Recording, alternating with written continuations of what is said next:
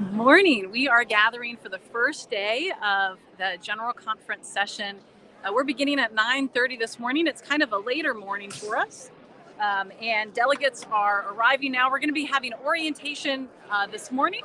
And the kind of worship doesn't start till our opening worship's at 2 p.m. This afternoon. So delegates are starting to arrive. We're finding our seats, trying to figure out the rows are numbered, the seats are not numbered, so there's been some counting. We think we found our Baltimore Washington Conference seats. As we came in, we were scanned, so we've got these name tags, and they have QR codes that they can track as we get in. We also have cards, and these cards go in the voting devices. And so when we leave, when we step out, we just pull our card out of the voting device. So at Baltimore Washington Conference, if you have been there before, you know that the voting device is specific to you. But here, the voting devices are, it would seem generic. It's the card that codes the voting device to you. And so if reserves come in, then they've got to put, if you're a delegate, you take your card out and the reserves put their card in. And so that's how voting is going to be working. But we're going to be learning about voting devices this afternoon. So I could be wrong, but that's how they explained it when we picked up our cards. So delegates, one of the things that's new this year is that delegates are eating here in the convention center. In the past, delegates got a per diem, and they would go and get meals wherever. So all the delegates are eating together. That's all of the meals, breakfast, lunch, and dinner. Our days generally will end at 6:30.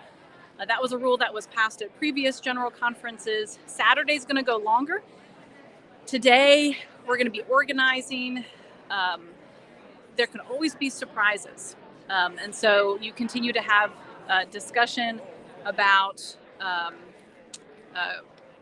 how we're going to move through the work before us, how we might most effectively prioritize the 3 R's that there really is a lot of energy and consensus around: of regionalization, passing the revised social principles, and removal of the restrictive language. The other thing is that our general conference has rules that we operate by. So general conference rules, and we also use Robert's Rules of Order. So if you're familiar with our annual conference session, you know that we do both of those things. Our Baltimore Washington annual conference has its own rules, and when our rules don't speak to something, we use Robert's Rules of Orders. And so delegates here, many of them are coming with a copy of Robert's Rules of Order. I've got a copy. Other delegates have that. We have sheets that summarize the key points of Robert's Rules of Order. And as in annual conference, there are going to be folks who are most familiar and who are going to be resource folks with not only working through the rules, but also Robert's Rules of Orders. You can find the general conference rules. All of that is online. It's available to delegates through the Daily Christian Advocate. So as we move through the sessions, the full plenaries should be live streamed. We're not moving into legislative committees until tomorrow afternoon, until Wednesday afternoon, and that's just going to be to organize.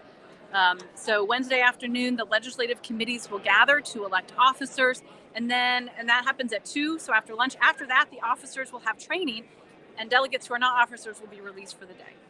So it's going to be a lot of orientation today, and again, opening worship at 2 p.m.